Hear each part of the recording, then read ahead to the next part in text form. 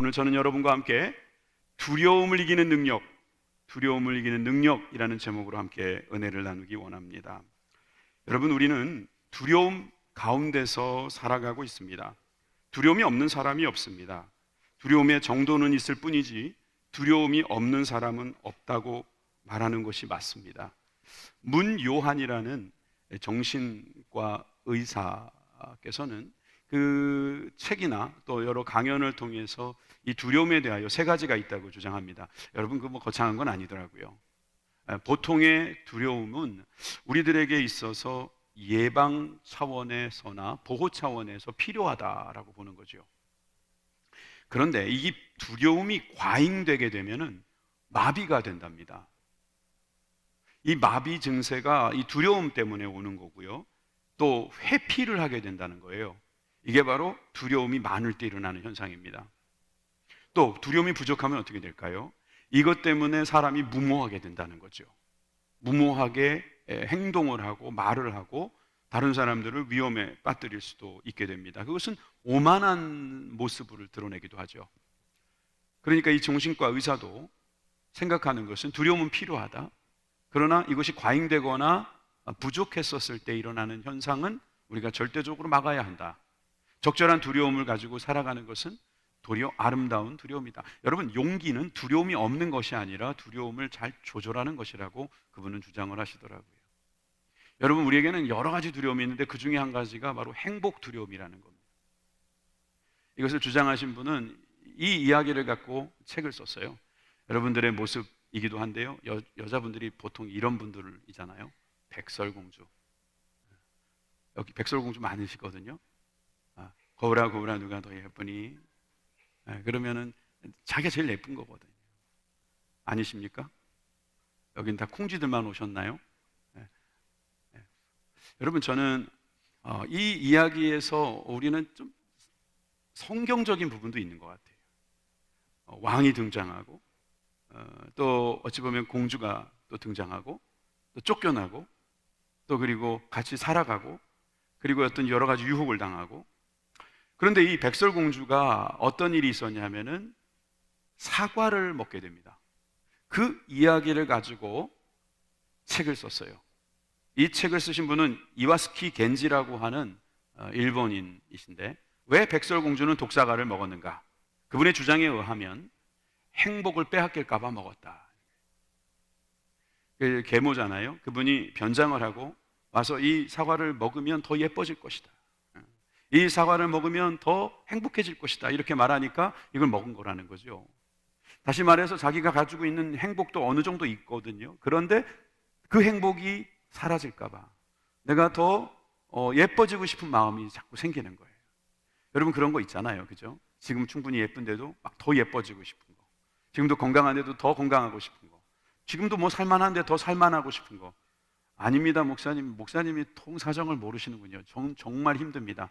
여러분, 지금까지 행복하지 않으셨으면 여러분들이 그 행복을 위해서 막 행동할 때 가슴에 와닿는 게 그게 바로 행복 공포증이 될 수 있어요.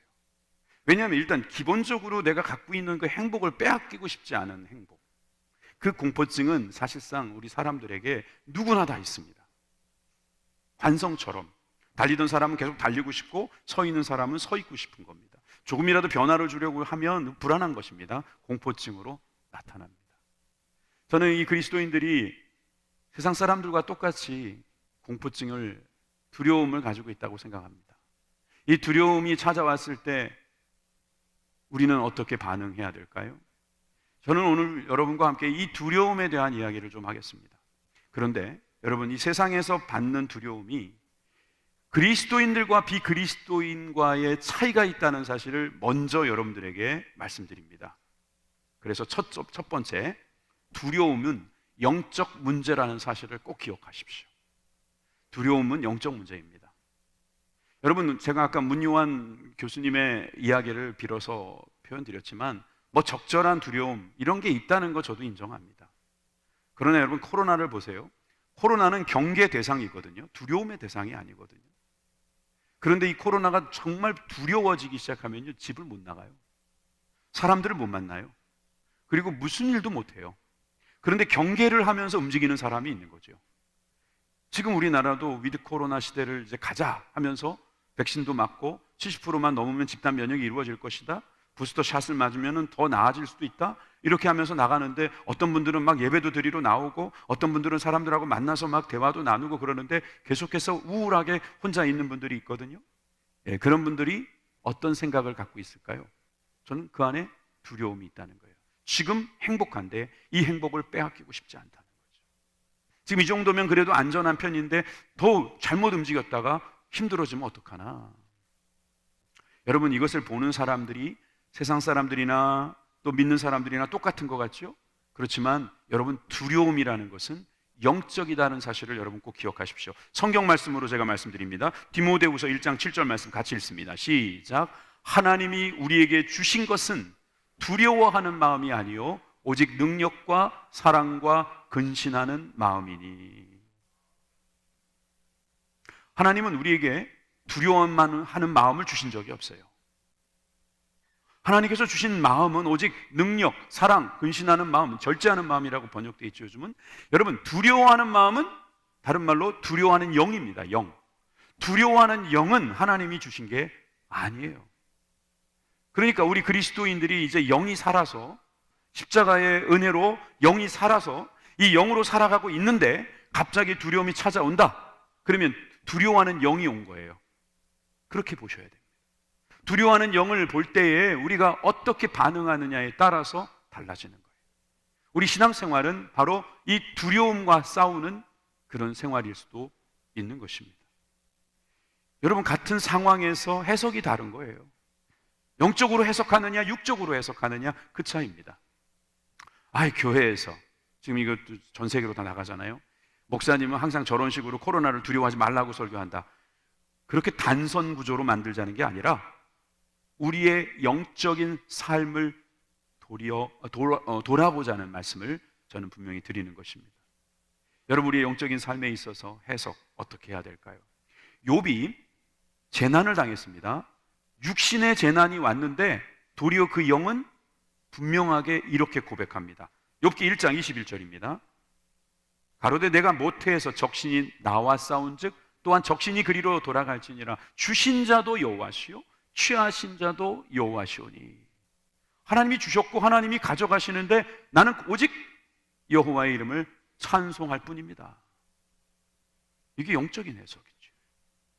여러분, 주었다 뺏었다 이게 뭡니까? 하나님? 이게 아니고 주신 분이 하나님이시니까 주실 때 하나님 주시고 싶어서 주신 것처럼 가져가실 때도 때가 돼서 가져가시고 필요하니까 가져가시고 다른 거 주시려고 가져가시는가 봅니다. 그렇게 해석할 수 있는 이 영적인 상태, 여러분, 이게 그리스도인들의 모습이어야 하는 것입니다.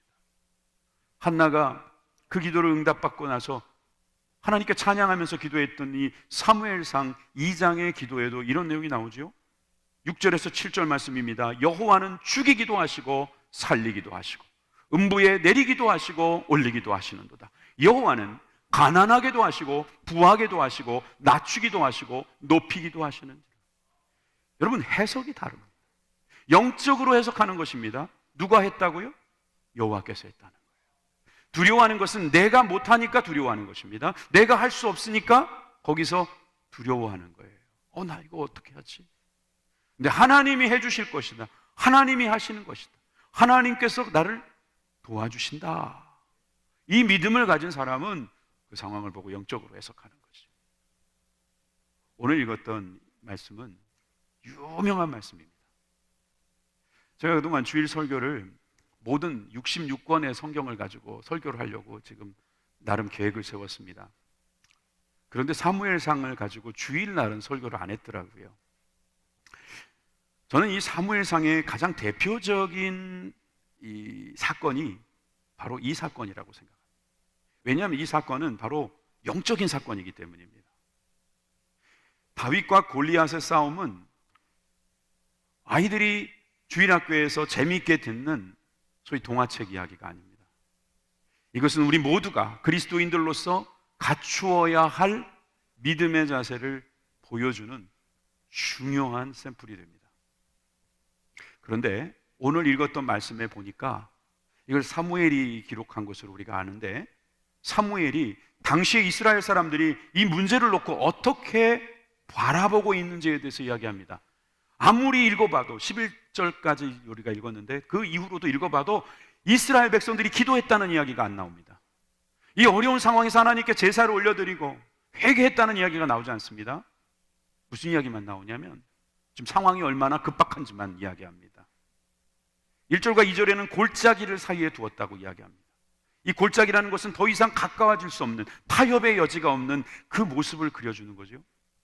그리고 나서 한 거인이 나타나가지고 싸움을 붙이려고 합니다.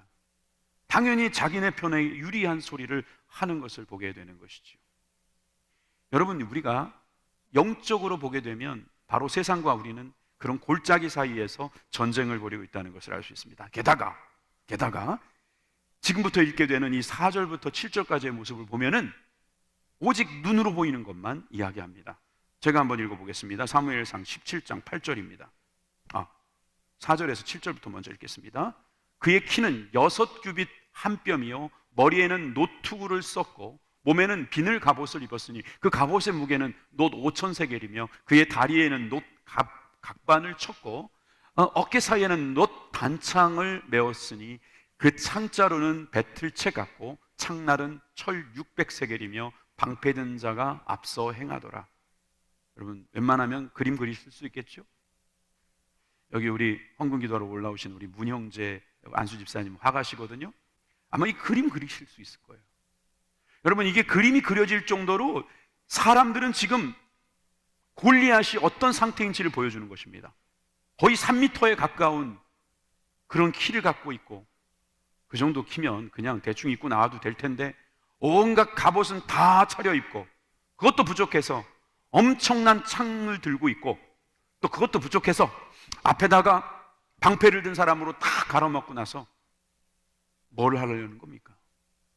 우리에게 위압감을 주려고 하는 것입니다.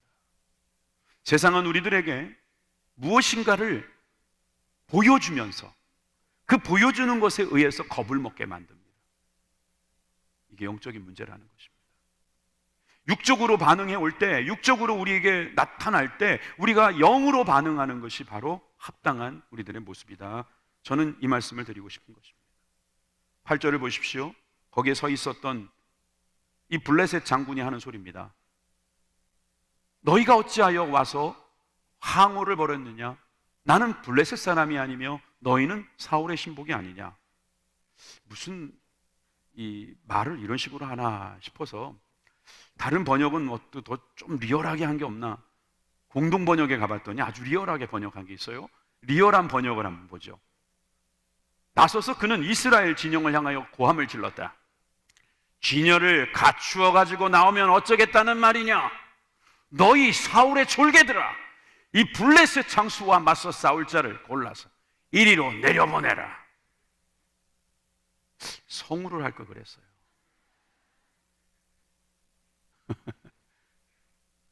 여러분, 전열을 갖추고 나오면 어쩌겠다는, 자기도 전열을 갖고 나왔으면서 막 겁을 주면서 나랑 싸울 사람 있으면 나오라고 막 말로, 요즘 흔한 말로 입질을 하는 겁니다.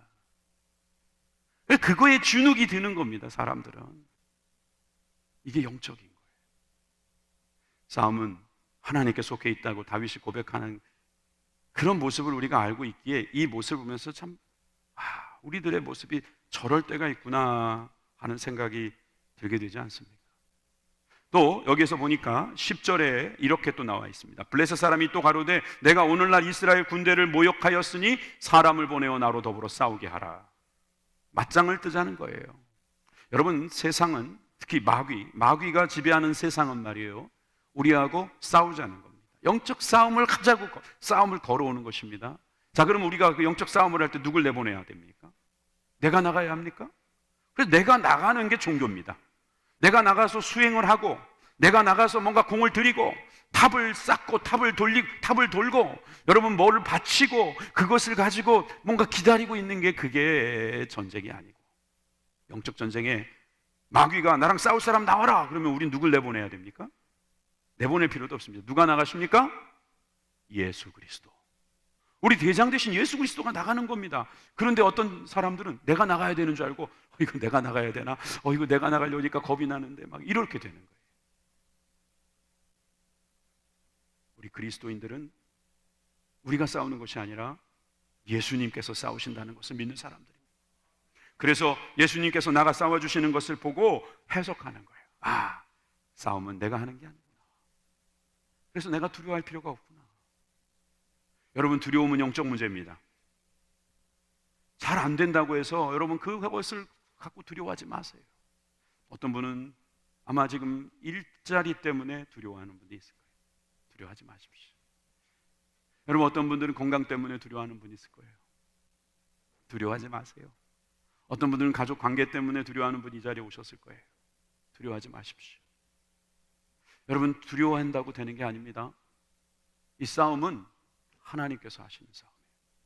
여러분, 이 영적인 것에 대하여 우리가 잘 해석할 수 있는 능력, 이것을 길러주시기 위해서 하나님께서는 때로는 우리들이 두려워할 만한 세팅을 허용하시는지도 모르겠습니다.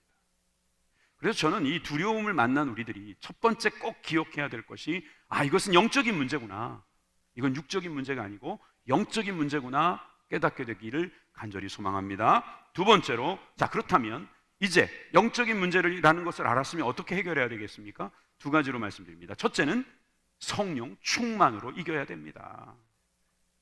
아멘이시죠? 동의하시는 분들은 아멘 하시기 바랍니다. 이미 알고 계신 분들도 아멘 하시기 바랍니다. 오늘도 확실하게 믿기를 원하시는 분들은 아멘 하십시다. 여러분, 저는 성령 충만밖에는 두려움을 이길 방법이 없다고 저는 믿습니다. 우리는 어떻게 지어진 존재입니까? 창세기 2장 7절에 보니까 이렇게 쓰여져 있습니다. 여호와 하나님이 땅의 흙으로 사람을 창조하시고, 흙 같은 존재입니다. 우리는 생기를 그 코에 불어넣으시니, 생기 즉 영, 루아흐, 이 공기를 딱 넣으셨는데 그게 영이에요. 영. 우리는 공기라고밖에 표현 못하지만 이게 영이에요. 사람이 생명이 된지라, 살아있는 영으로 이렇게 몸과 함께 움직이는, 흙이 몸이 돼서 영과 함께 움직이는 존재가 바로 우리들입니다. 영적인 존재예요. 그런데 죄를 짓기 시작하면서 어떤 상황이 벌어지냐면 6장에 가니까 이렇게 말하고 있습니다. 6장 3절인가요? 여호와께서 이르시되 나의 영이, 비교하면서 보세요. 나의 영이 영원히 사람과 함께 있지 아니하리니 이는 그들의 육신이 됨이라. 처음에는 생명이라고 하셨는데 이제는 주님께서 그 영을 거두시니까 사람이 그냥 육신으로 남는 거예요. 이 세상에는 육신으로만 사는 사람들이 있다는 말씀입니다. 여러분이 두려움을 육적으로만 해석하는 사람들이 분명히 존재하는 겁니다. 두려움에서 조금만 더 이겨내면은 교만해지는 겁니다. 두려움에서 지면은 막 못 살겠다고 막 소리를 지르고 힘들어하는 것입니다. 그런데 영적으로 보는 사람은, 생명을 가진 사람은 그 영으로 그것을 보기 때문에 그 영에 대한 문제로 받아들이고 이 문제를 해결하려고 하죠. 어떻게 해결하면 되겠어요? 여기 드럼통이 하나 있다고 합시다. 여러분, 드럼통이 비어 있으면 소리 납니다. 흔들면 흔들립니다. 계속 흔들립니다. 덜덜덜덜덜 떱니다. 빈 것은 떱니다. 근데 여기다 물을 채우거나 기름을 채워 보십시오. 안 흔들립니다. 떨지 않습니다. 소리도 별로 크게 안 납니다. 왜 그렇습니까? 채워졌기 때문입니다. 여러분, 영적인 세계에는 진공이 없습니다. 뭔가로 채워줘야 됩니다. 악한 영이 들어오든지 성령이 들어오든지 채워져야 합니다. 영이 존재한다면 그 영이 존재하는 사람에게는 성령으로 채워져야지만 두려움이 사라지는 겁니다. 흔들리지 않게 되는 거지요. 여러분, 그런 사람은 주님의 일을 생각하게 되는 겁니다. 로마서 8장 5절에서 6절에 보니까 육신을 쫓는 자는 육신의 일을 생각하는 거예요. 세상 사람들이 다 저런 거잖아요. 영을 쫓는 사람은 영의 일을 생각하나니, 오늘 예배드리러 오신 분들 영의 일을 하러 오신 거잖아요. 육신의 생각은 사망이요 영의 생각은 생명과 평안이니라. 여러분, 육신의 생각은 죽지 않으면 좋겠다는 생각이에요. 안 죽으려고 돈 벌고, 안 죽으려고 사람들하고 사귀고, 안 죽으려고 발부동 치는 것입니다. 사람들하고 끊어지지 않으려고, 어떻게든 내가 이 사회에서 이 존재를 드러내야 되겠다는 생각입니다. 내 몸이 좀 살아있는 거, 이거를 원하다 보니까 죽음을 더 묵상하게 되는 거예요. 두렵죠. 그런데 영의 사람은 영을 생각하면서 하나님이 주신 생명을 자꾸 묵상하는 거예요. 평안함을 묵상하는 겁니다.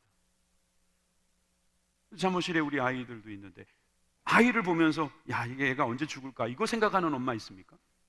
얘가 이제 살아서 얼마나 아름답게 성장할까? 멋지게 자라날까? 여러분, 그런 생명을 생각하는 거예요. 여러분, 영적인 존재가 되시길 바랍니다. 영적인 일을 하시기 바랍니다. 영적으로 승리하시기 바랍니다. 영으로 말미암아 우리는 살게 되는 것입니다.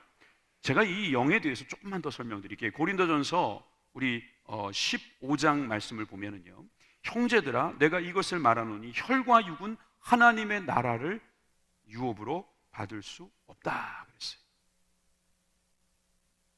혈과 육은 썩을 것이기 때문에 영원한 것을 받을 수 없다고 해석까지 해줍니다.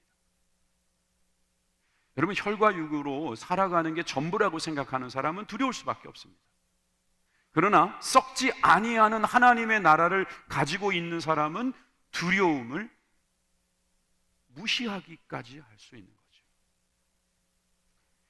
물론 이 두려움의 문제는 결국 영적인 문제라고 말했기 때문에 이 영적인 문제는 결국 하나님과의 관계 안에서 일어나는 문제예요. 하나님이 거하는 공간이 바로 영이거든요. 하나님이 우리와 교제하는 공간이 영입니다. 이 영을 우리가 또 생각해 보면 또 고린도전서 이야기를 해야겠어요. 고린도 교회가 사실 문제가 많은 교회입니다. 그래서 그 교회는 문제들이 일어날 때마다 사도 바울에게 어떤 멘토링을 했던 것 같아요. 그런데 제가 지금 읽게 될 이 8장의 말씀은 이 음식 문제였습니다. 고린도 교회는 이 우상을 많이 섬겼어요. 그러다 보니까 우상 숭배를 했던 음식들이 많이 나왔습니다. 다 먹을 수 없으니까 장엔 갖다 팔았습니다. 돈 없는 사람은 싸게 나온 그 제사 음식을 사서 먹기도 했습니다. 그리스도인들 중에도 그런 사람이 있었을 겁니다. 그러다 보니까 이것이 교회 안에 문제가 된 거예요. 이거 먹어야 된다 말아야 된다 막 싸우는 거예요. 그러니까 이제 고린도전서 8장에 사도 바울이 이런 언급을 하는 겁니다. 1절부터 3절까지 제가 읽겠습니다. 우상의 제물에 대하여는 우리가 다 지식이 있는 줄 아나 지식은 교만하게 하며 사랑은 덕을 세우나니.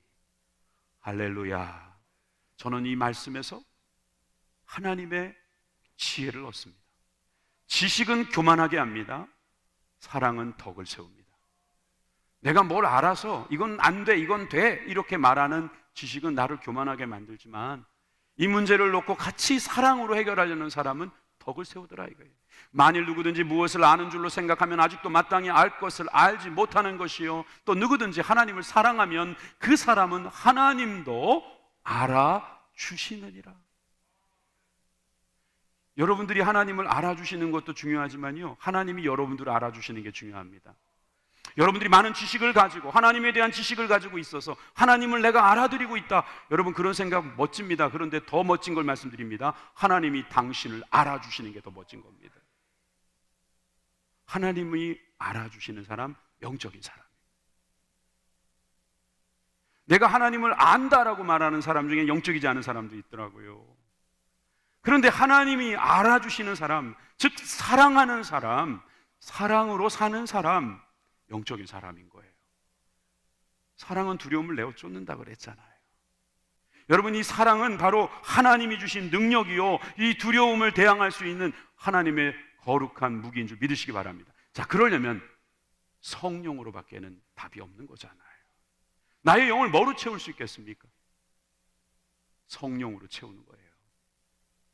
성령으로 채워진 단단한 돌기둥 같은 우리들이 되면 여러분, 그 깡통 같은 소리가 안 나는 겁니다. 흔들리지 않는 겁니다. 아무리 골리앗 같은 존재가 나타나도 거기에 영적으로 대응할 수 있는 거예요. 승리하실 줄 믿습니다. 여러분, 그런 모습으로 하나님이 주시는 능력을 날마다 누리시기 바랍니다. 또 고린도전서 12장 가보니까 또 이런 말씀도 있어요. 10장입니다. 10장에 가보니까 출애굽을 한 사람들이 신령한 음식을 먹고 신령한 음료를 먹었는데, 그러나 저희의 다수를 하나님이 기뻐하지 아니하신 고로 저희가 광야에서 멸망을 받았느니라. 민주주의 사회에서는 다수가 중요하죠. 다수의 법칙이죠. 다수는 모든 것이 다 힘으로 나타나죠. 결정권이 다수에게 있습니다. 사람들은 보이는 것, 숫자 중요히 생각합니다. 그러나 하나님은 다수를 기뻐하지 않으시고 하나님이 기뻐하는 사람은 따로 있다고 말씀하십니다. 여러분, 우리 육적인 사람은 자꾸 다수 이야기할지 몰라요. 그러나 하나님이 알아주시는 사람, 그리고 하나님이 주신 음식을 먹고 하나님의 말씀대로 순종하는 사람은 하나님이 알아주실 뿐만 아니라 하나님께서 구원해 주시는 것입니다. 하나님은 다수라고 멸망 안 시키는 거 아니라는 거예요. 아무리 다수라 해도 합당치 않은 그런 사람들은 멸망의 길로 가는 것을 그저 두실 수밖에 없다라는 말씀도 느껴집니다. 저는 느껴집니다. 그래서 저는 우리가 성령 충만함으로 말미암아 주님을 더 알고 주님을 더 기쁘시게 하고 주님께서 알아주시는 그런 하나님의 귀한 종들이 되길 주님의 이름으로 축원합니다. 세 번째, 우리가 이 두려움을 이길 수 있는 두 번째 방법은 바로 말씀으로 충만한 거예요. 말씀 충만은 두려움을 이기는 것입니다. 여러분, 말씀 충만, 이 말씀 충만이 얼마나 중요한지 모릅니다. 이 말씀을 가지고 있는 사람은 두려움이 없어요.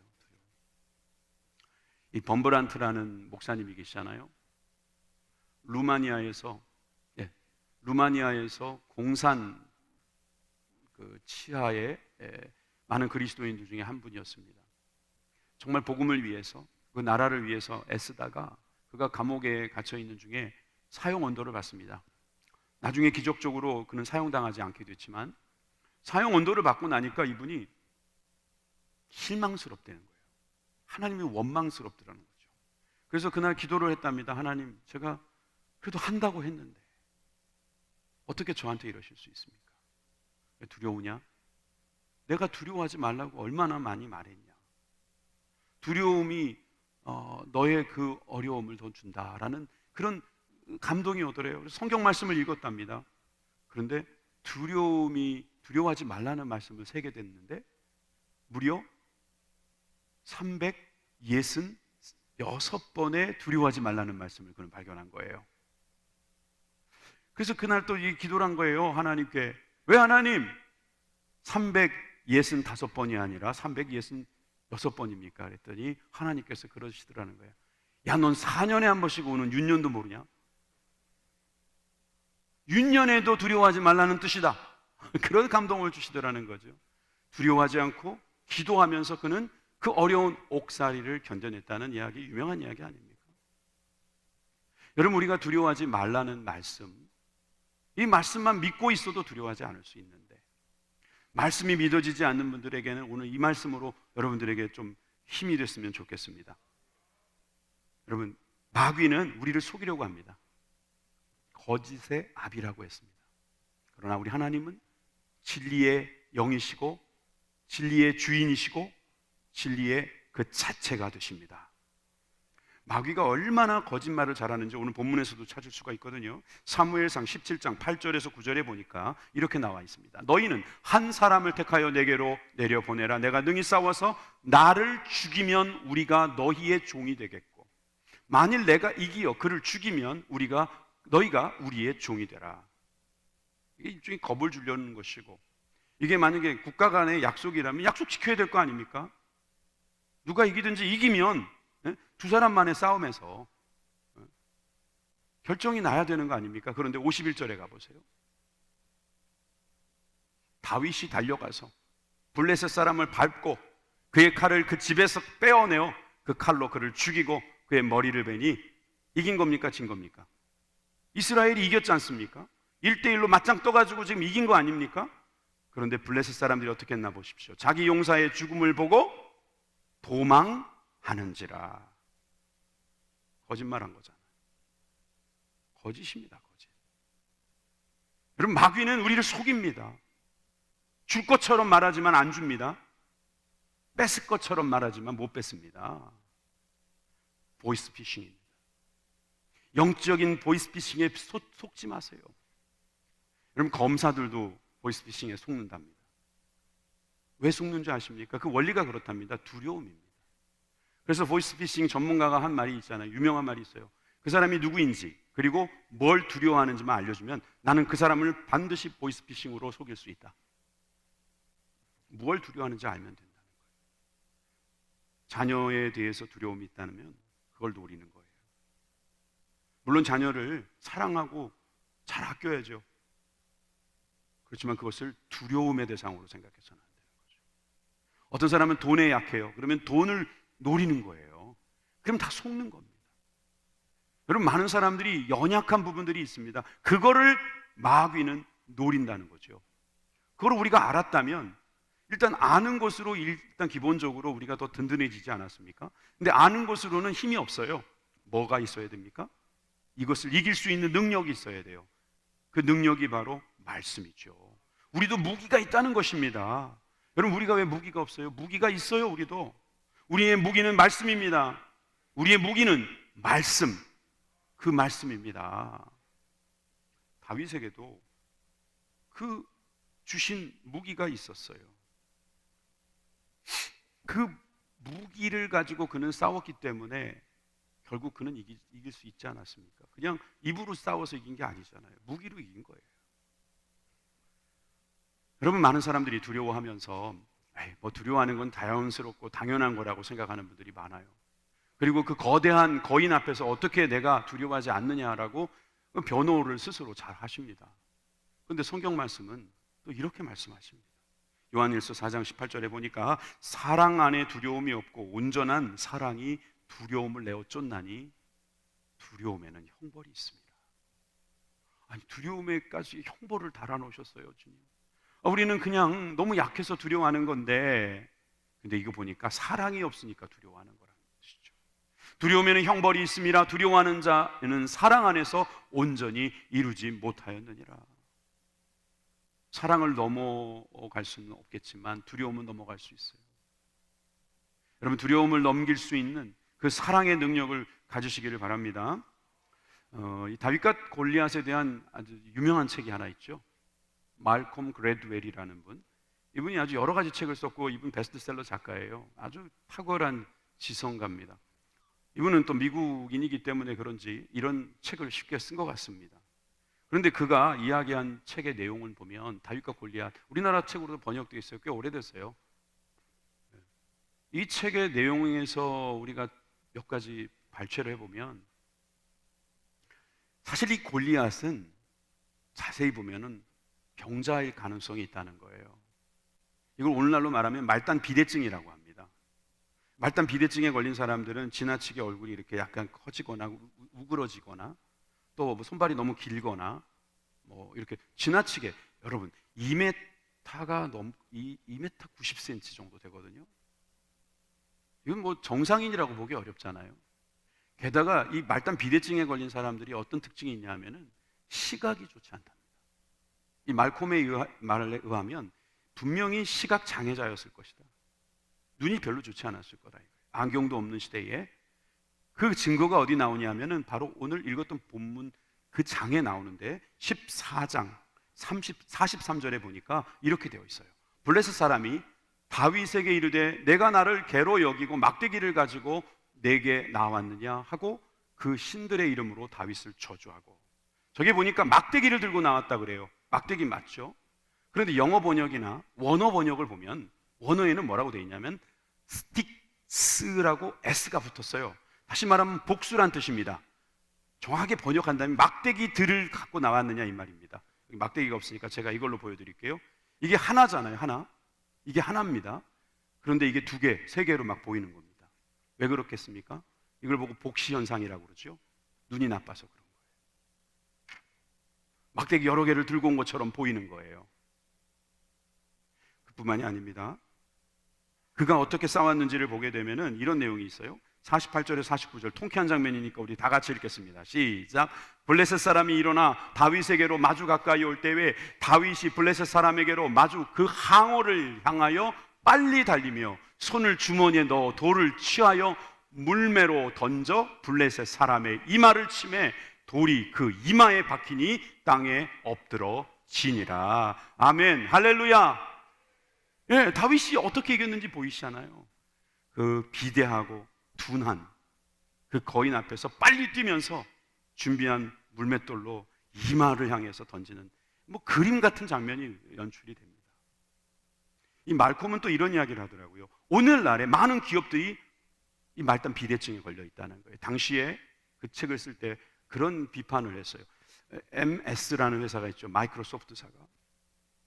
컴퓨터마다 이 소프트웨어를 다 깔아야 되기 때문에 이 기업이 엄청나게 커집니다. 그러니까 정부에서 좀 예방 차원에서 그 회사의 확장을 좀 막았습니다.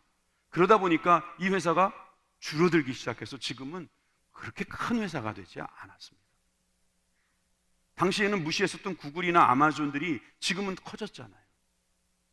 그런데 이 구글이나 아마존들도 이제 말단 비대증에 걸리기 시작해서 그런 기업들이 둔해지고 여러 가지 어려움들에 봉착하게 되는 거예요. 작지만 큰 상대를 향해서 이길 수 있는 길이 있다는 것입니다. 세상 사람들도 그렇게 볼 줄 아는 것은 그들이 가지고 있는 지성으로도 충분히 그렇다는 거예요. 그런데 여러분, 우리는 말씀으로 싸우는 사람 아닙니까? 우리에게 주어진 이 말씀은 지금 다윗이 들고 있던 물매와 같은 것입니다. 여러분, 이 물맷돌이 실제로 무기입니다. 목동이 갖고 노는 장난감이 아닙니다. 사사기 20장 14절에도 보니까 그 모든 백성 중에서 택한 700명은 사사기 20장 16절 다 왼손잡이라 물매로 돌을 던지면 호리도 틀림이 없는 자더라. 털 하나도 놓치지 않을 정도로 물맷돌을 던져서 맞추는 그런 능력을 기르는 것, 이것은 군사들의 기본적인 훈련 방법이었던 거지. 여러분, 우리도 하나님이 주신 무기가 있어요. 말씀이라는 무기, 기도라는 무기, 여러분 이것을 가지고 하나님 앞에 쓰임받는 종들이 되길 바랍니다. 말씀이 없는 사람은 두려울 겁니다. 성경에 대하여 사도 바울은 이렇게 말했습니다. 디모데후서 3장 16절에서 17절에 모든 성경은 하나님의 감동으로 된 것으로 교훈과 책망과 바르게 함과 의로 교육하기에 유익하니 같이 읽읍시다. 이는 하나님의 사람으로 온전케 하며 모든 선한 일을 행하기에 온전케 하려 함이라. 온전케 만드는 거예요. 선한 일을 행할 때 온전하게 만드는 능력이 바로 하나님의 모든 말씀입니다. 여러분, 때로는 듣기 힘든 말씀이 나옵니까? 그것이 바로 여러분들의 무기입니다. 여러분, 그 무기를 가지고 싸울 수 있기를 주님의 이름으로 축원합니다. 말씀은 어떨 땐 제초기 같습니다. 그래서 모든 잡초들을 다 제거해 줍니다. 어떤 경우에는 말씀은 세제와 같아서 우리가 빨아내야 할 우리들의 죄된 모습을 깨끗이 씻어주는 능력이 되기도 합니다. 여러분, 그렇게 되면 우리는 이 말씀으로 말미암아 두려움을 이겨낼 수 있게 될 것입니다. 여러분, 말씀에 대해서는 우리가 너무나 많은 말씀을 들었기 때문에 이 말씀에 대해서 우리가 정말 더 중요시 여겨야 된다는 말을 또 한 번 들었으니까 여러분들이 더 잘 지킬 거라고 믿습니다.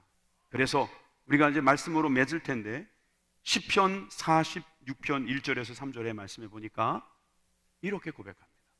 하나님은 우리의 피난처시요 힘이시니 환난 중에 만날 큰 도움이시라. 그러므로 땅이 변하든지 산이 흔들려 바다 가운데 빠지든지 바닷물이 흉용하고 뛰놀든지 그것이 넘침으로 산이 요동할지라도 우리는 두려워 아니하리로다. 여러분, 저 말씀 자세히 보세요. 여러분, 지금 피난처가 필요하지 않으세요? 도움이 필요하시지요? 예? 땅이 지금 막 변하는 것 같죠? 흔들리는 것 같죠? 바닷물이 넘쳐서 해일로 우리가 쓰나미에 쓸려갈 것 같지요? 여러분, 디플레이션이니 뭐니 하면서 지금 연료가 부족해진다, 아니면은 지구가 가라앉는다, 등등의 여러 가지 두려움을 우리에게 주지요. 어차피 우리 다 죽을 인생입니다. 그것 때문에 두려워할 이유가 없습니다. 여러분, 우리는 두려워하지 않을 수 있습니다. 하나님이 우리의 피난처니까. 또 한 말씀 더 드립니다. 이사야 41장 10절 말씀, 이것은 다 같이 읽겠습니다. 시작. 두려워 말라, 내가 너와 함께 함이니라. 놀라지 말라, 나는 내 하나님이 됨이니라. 내가 너를 굳세게 하리라. 참으로 너를 도와주리라. 참으로 나의 의로운 손으로 너를 붙들리라. 아멘. 여러분과 저를 1대1로 두신 것 같잖아요. 내가 너를 해주시겠다는데 뭐가 두려울 거겠습니까? 전 여러분들이 이분을 잘 아실 거라 생각해서 퀴즈처럼 물어보겠습니다. 이분이 태어난 해는 882년입니다. 미국 역사상 최악의 대공황을 지낸 사람입니다. 세계 제2차 대전도 승리로 이끌어낸 지도자입니다. 지금은 미국이 아무리 오래 대통령을 해도 8년 이상 못하죠. 근데 이 사람은 무려 12년 동안 미국에서 대통령을 지낸 사람입니다. 대공황과 세계 제2차 대전을 잘 극복해서 지금도 투표를 하면 항상 상위에 올라가는 대통령. 근데 이 대통령이 취임하면서 했던 말이 유명합니다. 이 대통령이 누군지 아세요? 여기도 맞추신 것 같은데 프랭클린 루즈벨트 대통령입니다. 이분이 취임 연설에 이런 말을 했습니다. 한번 잘 들어보세요. 우리가 두려워해야 하는 유일한 것은 두려움 그 자체입니다. 제가 정치인이 아니라서 정치인처럼 말은 못하지만 여러분, 두려움이 사실은 가장 두려워해야 될 일이라는 거예요. 세상 사람들도 두려워하면 일이 안 된다는 것을 이야기합니다. 인도의 성자라고는 하는 그 간디도 그런 말을 했잖아요. 이 간디의 말도 가만히 보면 참 들어볼 만한 말입니다. 하나님 이외에 다른 것은 결코 두려워할 것이 없다. 저는 하나님을 뭐 믿었는지 안 믿었는지 모르겠습니다만 하나님 빼놓고는 두려워하지 말라는 거예요. 여러분들이 오만하게 만들려고요, 방자하게 만들려고요, 여러분들이 막 겁이 없어가지고 뭐 아무 때나 뛰어들고 아무거나 막 하고 그런 거 아니죠. 여러분 사업을 시작해놓고 여러분 힘드시죠? 두렵죠? 이건 영적인 문제라니까요. 사업도 영적인 문제입니다. 여러분들에게 주신 그 말씀, 기도, 그 성령님을 통해서 그 문제를 극복하면 여러분 두려움은 없습니다. 여러분들에게 주신 이 두려움을 통해서 나의 약함, 나의 악함이 드러나는 것이 아니라 도리어 그것이 나의 약함이나 나의 악함이 하나님 아니면 안 된다고 말씀할 수밖에 없는, 고백할 수밖에 없는 그런 영적인 사람이 되고 영으로 충만한 저와 여러분들이 되길 바랍니다. 냉랭하지 않길 바랍니다. 뜨거워지기를 바라요. 오직 주님으로 충만한 저와 여러분들 되길 주님의 이름으로 축원합니다. 기도하겠습니다.